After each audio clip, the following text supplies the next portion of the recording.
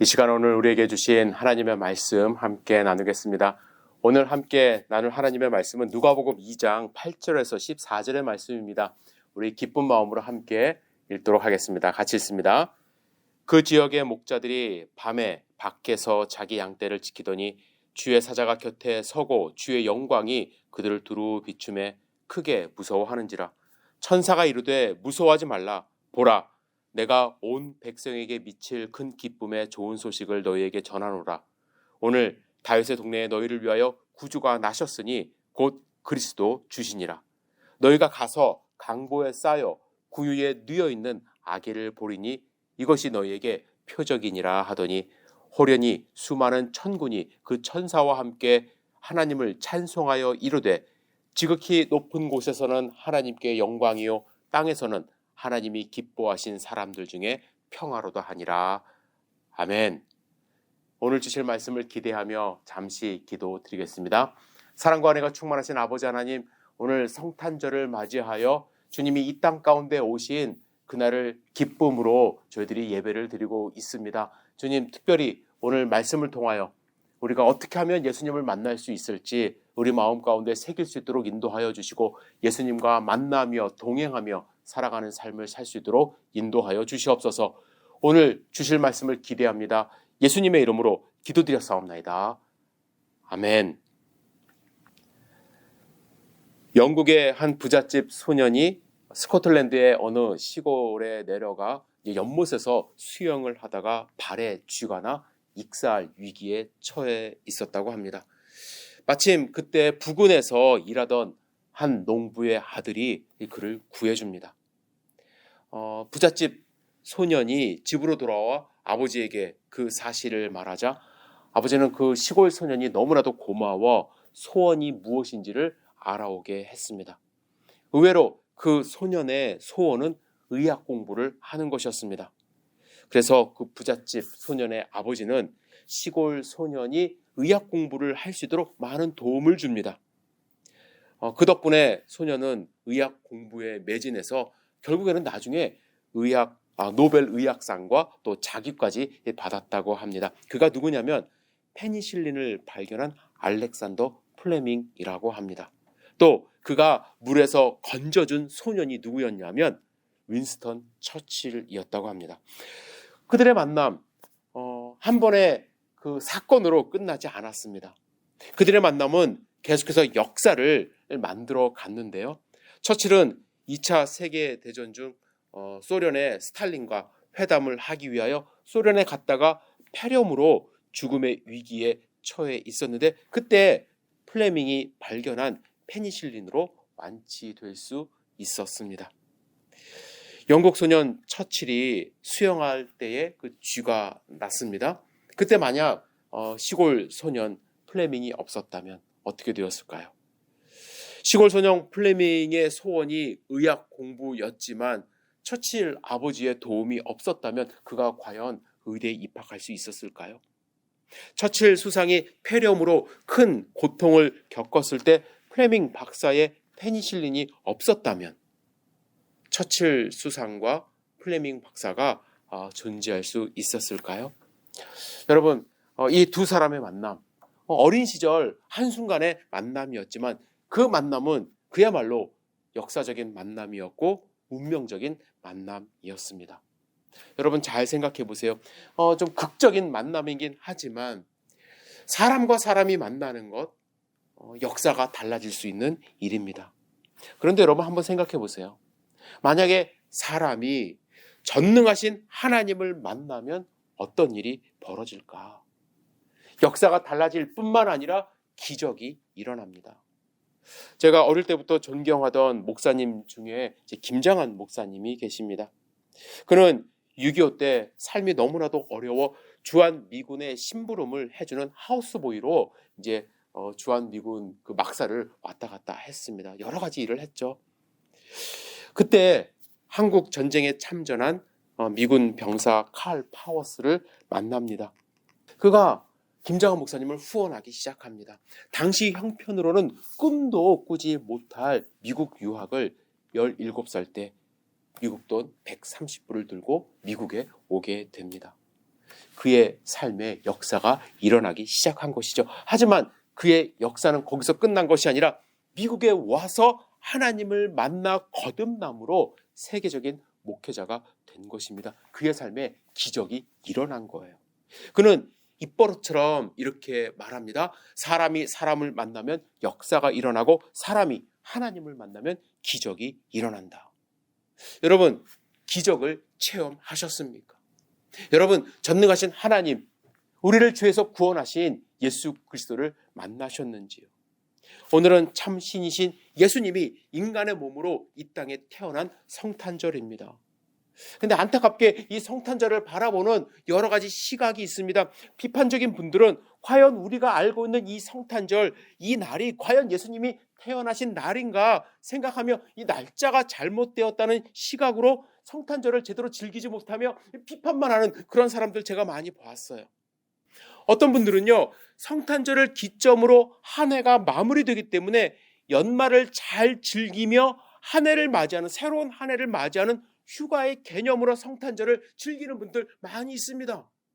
한국에서는요, 성탄절에 좋은 식당들 다 이미 예약이 찼고요.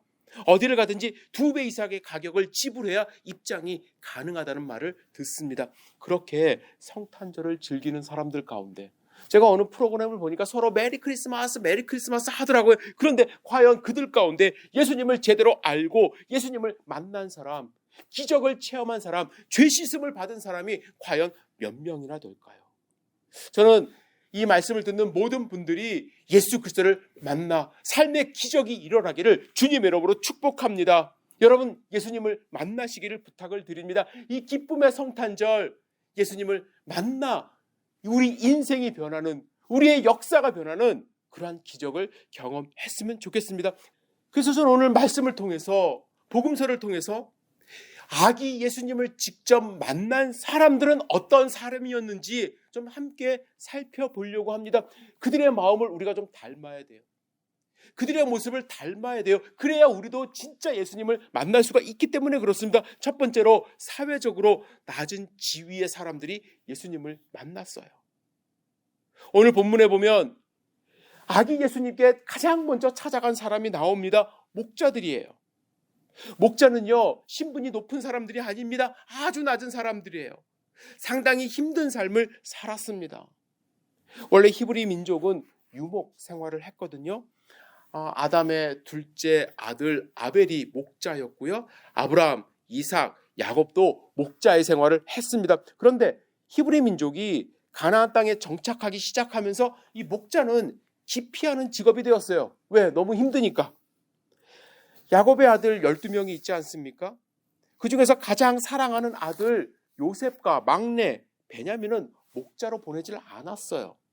요셉의 형 10명만 먼 길을 다니며 목자의 삶을 살았죠. 그만큼 위험하고 힘든 일이었기 때문에 요셉과 베냐민은 제외시켜준 거예요. 다윗도요, 어린 나이에 목자의 삶을 살았다고 우리는 알고 있지 않습니까? 그 이유가 무엇입니까? 막내이기 때문에 가장 귀찮고 천한 일이어서 형들에게 밀려서 그 일을 한 것입니다. 예수님 당시 유대인들은 이미 도시화된 삶을 살고 있었습니다. 사람들은 도시에서 편하게 살고 싶어 했어요. 반면에 목자들은 어떻습니까? 낮에는 태양을 피해 다녀야 했고요. 밤에는 급격히 떨어지는 추위에 시달려야만 했습니다. 위험을 무릅쓰고 사자, 이리, 곰과 같은 포식 동물과 도둑들로부터 양떼를 보호해야만 했습니다. 목자는 양떼가 흩어지지 않게 늘 주의 깊게 살펴봐야만 했고, 잃은 양이 있으면 찾아다녀야 했고요. 약하거나 지친 어린 양을 품에 안고 병들거나 다친 양을 돌보아 주어야만 했습니다. 목자는 들판에서 외롭고 힘들고 가난하여 사람들이 기피하는 낮은 삶을 살았던 것입니다. 작년 제가 대강절 때 이 말씀을 나눈 기억이 나는데요. 예수님의 탄생 소식을 전하는 천사의 입장에 대해서 제가 말씀드렸어요. 여러분, 내가 만약에 천사라면, 여러분들이 만약에 천사라면 누구에게 나타나서 예수님의 탄생 소식을 전할 것인가? 저는 그 생각을 했을 때 천사들이 엄청나게 많이 고민했을 거라고 생각을 합니다. 과연 헤롯 왕에게 가서 예수님의 탄생 소식을 천사들이 알리고 싶었을까요? 대제사장들에게 가서 예수님의 탄생 소식을 알렸을까요?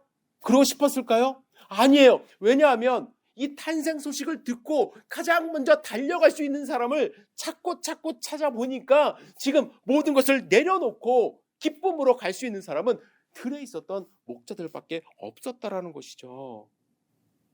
기쁜 마음으로 달려가 예수님을 만날 수 있는 사람, 자신의 삶을 지금 당장 내려놓고 달려갈 수 있는 사람, 그들이 고민 끝에 찾은 사람들은 들판에서 낮은 모습으로 살아가던 힘없는 자들, 예수님이 필요했던 자들, 그들이 바로 목자였고 그들은 모든 것을 내려놓고 마구간에 달려가 예수님을 찾아 경배했어요. 여러분, 우리 낮아져야 돼요. 우리 낮아져야 돼요. 예수님이 필요함을 우리 고백하며 살아야 합니다. 그렇지 않으면 우리 절대로 예수님께 찾아가지 않아요. 내 힘으로 살 수 있다고 착각하기 때문에. 두 번째로, 소망을 가지고 기다린 사람들이 예수님을 만났습니다. 누가복음 2장 오늘 우리가 읽은 본문 뒤에 보시면은요, 예수님이 이제 할례를 받기 위하여 예루살렘에 갔을 때 두 사람을 만나는 장면이 기록되어 있습니다. 첫 번째는 시므온이라는 사람이에요. 시므온의 직업, 나이 성경에 정확하게 기록되어 있지 않습니다. 하지만 그의 말과 행동을 따라서 우리가 추측할 수 있는 것은 나이가 많은 제사장, 즉 은퇴한 제사장으로 추측이 되어집니다. 누가는 그의 삶의 특징을 한 가지로 이렇게 이야기를 하는데요. 이스라엘의 위로를 기다리는 자라. 그는 위로를 기다리는 자라고 이야기를 합니다. 여러분, 당시 이스라엘 위로가 필요한 그러한 상황이었죠. 예수님이 태어나기 400년 전에 페르시아로부터 포로 시대가 끝나서 자기의 땅으로 돌아올 수 있게 되었어요. 하지만 얼마 지나지 않아 그리스의 통치를 받기 시작합니다.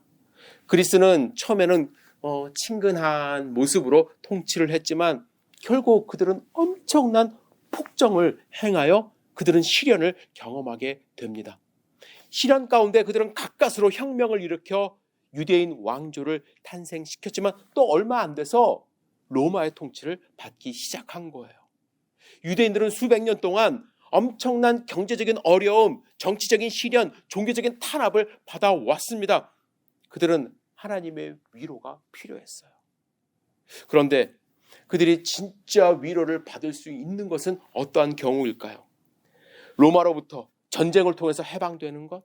물론 조금의 위로를 받을 수 있겠죠. 경제적으로 부자가 되는 것? 그래요. 돈으로 우리 위로 좀 받을 수 있어요.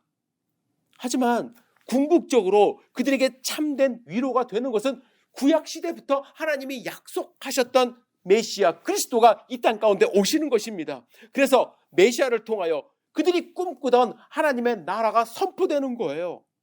그들이 기다리던 새하늘과 새 땅이 열리는 것입니다. 그날에 하나님은 이리와 어린 양이 함께 먹을 것이며 사자가 소처럼 짚을 먹을 것이며 뱀은 흙을 양식으로 삼을 것이니 나의 성산에서는 해함도 없고 상함도 없으리라. 그 말씀이 실현되는 것을 그들은 기대했던 것입니다. 누가복음 2장에 이어서 보면요, 시므온에 이어서 예수님을 기다렸던 한 사람을 또 만날 수가 있어요. 그는 안나예요.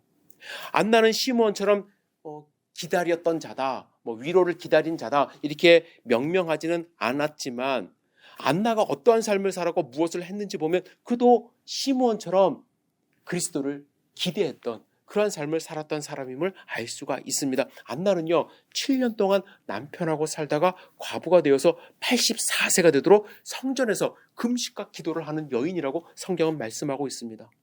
당시 결혼 풍속으로 보면은요 20대 중반쯤에 혼자가 되었을 거예요. 그러면 60년이 넘도록 성전에서 금식하면서 밤낮으로 기도하던 분이에요. 안나는 왜 그렇게 기도하며 성전에 있었을까요? 안나는 위로가 진짜 필요했던 그러한 대표적인 사람이었기 때문에 그렇습니다. 그 당시 과부의 삶은요 누구보다도 위로가 필요했습니다. 어디 가서 일도 하지 못해요. 멸시천대 받습니다. 경제적으로 도움이 필요했습니다. 그가 평생 기도했던 이유는 하나님께 매달릴 수밖에 없었던 그런 이유가 있었지만 안나는 예수님에 대해서 기대하던 바가 있었어요. 그래서 예수님을 만나자마자 사람들에게, 구원을 기다리는 모든 사람들에게 메시아에 대해서 이야기를 하기 시작합니다. 기도하면서 그런 구약의 말씀을 묵상했을 것이고, 자신을 비롯한 이스라엘에게, 모든 사람들에게 위로가 되시는 분, 진정한 자유가 되시는 분, 자유를 주시는 분, 그분을 학수고대하며 하루하루 살았던 것입니다. 그래서 예수님을 만난 후 그는 가만히 있을 수가 없었어요. 사람들에게 예수님을 소개합니다. 여러분, 시므온과 한나는 평생 기다리며 기대하며 살던 사람들입니다. 그들은 예수님을 만났어요. 여러분은 무엇을 기대하며 무엇을 기다리고 있습니까? 세상 사람들 예수님 기다리는 모습 별로 없어요. 예수님이 필요 없다고 생각을 합니다. 기다리는 것 딴 데 있죠? 예, 뭐 주가가 올랐다는 것을 기다리고요. 우리의 미래가 조금 더 편해지기를 기다리고요. 그죠? 좋은 소식 엉뚱한 데서 찾고 있습니다. 하지만 예수님을 기다리는 자는 예수님을 만나요. 예수님을 기다리던 자들은 분명히 예수님이 찾아가십니다. 아, 그분이 바로 예수님이구나. 바로 알 수 있도록 우리 마음을 두들기십니다. 여러분, 예수님을 기대하고 기다리고 있습니까? 마지막으로 확신을 갖고 찾아온 사람들이 예수님을 만났어요. 성경에 보면 예수님의 탄생을 미리 예측하며 스스로 찾아온 사람은 동방에서 출발한 박사들 뿐이었습니다. 여기서 말하는 동방은 어떤 분들은 중국일 거다, 심지어 신라에서부터 출발했다, 그 신라에서 첨성대가 있지 않았습니까? 그래서 별을 보고 관측하다가 출발했을 것이다. 그런 억측도 하지만 주로 이제 페르시아 제국에서 출발했을 거라고 이야기를 합니다. 페르시아는요, 지금으로 이제 따지면 이란, 이라크, 그리고 그 주변 영토까지 다 갖고 있던 엄청난 제국이었습니다. 그리고 박사들은 별을 보고 연구하며 이제 미래를 예측하던 사람들이에요. 그런데 그들이 별을 보고 연구하다가 평소에 보지 못한 큰 별 하나를 발견합니다. 그 별은 왕이 태어났음을 알려주는 별이었어요. 박사들은 이 별을 보았기 때문에 왕이 태어났음을 확신할 수 있었습니다. 확신했기 때문에 가만히 있을 수가 없었어요. 왕께 찾아가 경배해야 한다고 생각을 했고, 왕에게 어울리는 황금, 몰약, 유향을 준비했습니다. 별을 따라 그리고 1000km나 떨어진 유대 땅까지 옵니다. 왕으로 나신 이가 어디 있는지 알기 위하여 헤롯 궁까지 들어갑니다. 결국 베들레헴에 멈춘 그 별을 보고 집에 들어가 아기와 어머니가 함께 있는 것을 보고 보배합을 열어 황금과 유향과 몰약을 예물로 드리고 경배하죠. 동방에서 온 박사들은요, 확신이 있었어요. 확신이 있었기 때문에 목숨을 걸고 1000km를 걸어온 것입니다. 확신은 사람을 움직여요. 박사들은 예수님이 유대인의 왕일 뿐만 아니라 세상을 구원할 구원자 하나님의 아들임을 그들은 확신했던 것 같아요. 그들이 가지고 온 선물이 그것을 증명하고 있습니다. 그래서 그들은 예수님을 목숨 걸고 만난 거예요. 여러분, 우리가 예수님을 만날 수 있는 전제 조건, 여러분들 알 수 있습니까? 예수님을 만나기 위해서는요, 낮아져야 돼요. 예수님이 계신 마구간에 찾아갈 수 있도록 낮아져야 돼요. 한밤중이라도 새벽이라도 찾아갈 수 있도록. 나의 일이 우선이 아니라 예수님을 만나는 일이 우선이 되도록 내가 낮아져야 돼요. 헤롯처럼 지킬 것이 많은 사람, 바리새인들처럼 자기 의가 강한 사람들은 절대로 예수님을 만나지 않습니다. 만날 수 없어요. 오히려 예수님의 탄생을 싫어할 뿐입니다. 예수님을 만나기 위해서는 매일 기대하는 마음으로 기도하셔야만 해요. 아직 예수님을 진짜 만나지 못하신 분, 구원의 확신이 없으신 분들, 간절히 기도함으로 주님께 매달리십시오. 그리고 예수님을 만나신 분들은 예수님의 재림을 함께 기대하셔야만 합니다. 예수님은 반드시 여러분을 찾아오십니다. 다시 오십니다. 요즘 사람들, 아까도 말씀드렸듯이 예수님 기대하지 않아요. 무엇을 더 바랄까요? 자기가 투자한 주가가 올라가기를 더 기대하죠. 밝은 미래를 더 기대합니다. 여러분, 그런 기대감 갖지 말라고 제가 드리는 말씀이 아니에요. 저는 우리 성도님들이 세상의 기대감도 충만히 얻었으면 좋겠어요. 성공하기를 저도 기도합니다. 하지만 더 기도해야 할 것, 더 기대해야 할 것, 예수님과의 만남. 여러분, 하루하루 예수님과 만나며 살고 있습니까? 그것을 기대하며 살아가고 있습니까? 눈을 떴을 때 예수님께 무릎 꿇고 기도하는 그 모습이 우리 가운데 있습니까? 매일 예수님을 만날 수 있음에도 불구하고 오늘 눈을 떴을 때 여러분들은 무엇을 기대하며 하루를 시작하십니까? 내가 힘들고 어려울 때만 매달리십니까? 내가 필요할 때만 예수님께 와서 찔끔 눈물 흘리며 기도하십니까? 예수님 만날 수가 없어요. 그러면 평생을 기도하며 어제나 오늘 내일일까 그러한 안타까운 마음으로 기도하던 시므온과 한나처럼 여러분, 우리의 진정한 구세주는 예수 그리스도뿐임을 우리가 안다면 오늘도 기도하는 마음으로 주님께 나아가고 그럴 때 우리는 주님을 만날 수가 있는 거예요. 매일 아침 여러분, 주님을 만나며 하루를 시작할 수 있는 그런 기대감을 가지고 살아가시기를 주님의 이름으로 축복합니다. 그리고 무엇보다도 여러분들 확신 가지세요. 확신이 흔들리면 안 돼요. 나의 왕이라는 확신이 있으십니까? 저는 동방 박사들이 대단한 사람이라고 생각해요. 그런데 안타까운 사실 하나 있죠. 제가 언젠가도 말씀드린 것 같아요. 뭐가 안타깝냐면요, 그들은 그냥 경배만 하고 집으로 돌아가지 않았습니까? 물론 그들이 돌아가서 예수님의 탄생을 증거하는 삶을 살았을 가능성도 있어요. 하지만 세상을 구원할 하나님이 인간의 몸으로 태어나셨고 진짜로 엄청난 별을 보고 1000km를 걸어왔다면 그냥 그렇게 돌아가지 않았을 것 같아요. 그들은 거기까지만 했어요. 자신들의 궁금증을 해결하는 것까지만, 거기까지만 한 거예요. 저는 목회하면서 수많은 동방 박사들 볼 수가 있습니다. 안타까워요. 예수님이 나의 구세주라는 것 알아요. 그런데 거기까지만, 아는 것까지만, 나의 왕권, 나의 주권을 주님께 드리지를 못해요. 예수님을 닮아갈 생각하지 않습니다. 예수님 따라갈 생각하지 않아요. 예수님은 자기 십자가를 지고 나를 따르라 하셨는데 내 십자가 질 생각하지 않습니다. 예수님 참 매력적인 분이라고 생각은 해요. 그래서 열심히 성경책 읽습니다. 예수님의 말씀을 잘 해석하려고 노력을 해요. 그런데 거기까지만. 예수님 닮지 않아요. 낮아지지 않아요. 오른쪽 뺨을 맞으면 왼쪽 뺨 내놓습니까? 저 목회하면서 그런 분 별로 보질 못했어요. 호기심에 경배까지는 하지만 거기까지만 하고 돌아가는 그런 분들이 있어요. 여러분, 부탁드립니다. 진짜 확신 있으세요? 동방박사처럼 그렇게 찾아오는 거 참 위대한 일입니다. 예수님을 만날 수 있어요. 그러나 진짜 예수님을 만나고 예수님을 내 마음속에 영접하기 위하여는 확신만 하지 마시고 확신을 가지고 예수님을 쫓아가시길 바랍니다. 천국의 소망을 가지고 하루하루 사셔야 돼요. 그래야 매일매일 기쁘게 내가 순례의 길을 행해도 예수님이 함께 하심을 믿기 때문에 기쁨으로 그 길을 걸어갈 수가 있는 것입니다.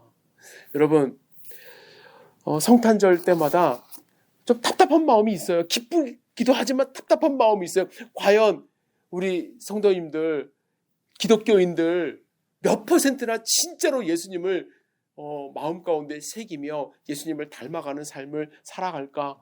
예수님이 정말 우리를 이렇게 보시면서 지금 어떠한 마음을 갖고 계실까?